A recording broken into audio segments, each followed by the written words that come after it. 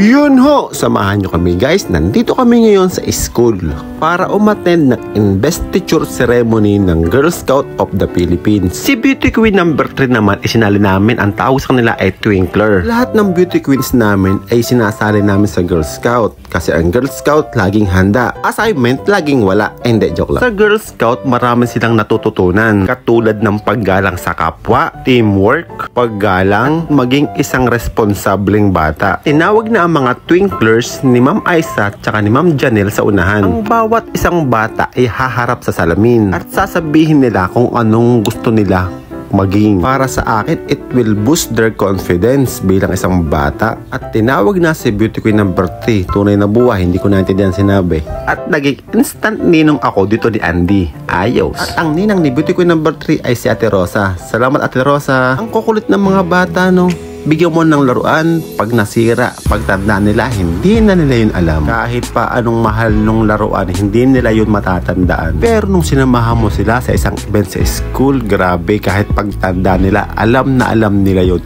Siguro ini-spell nila yung love ng T-I-M-E, time.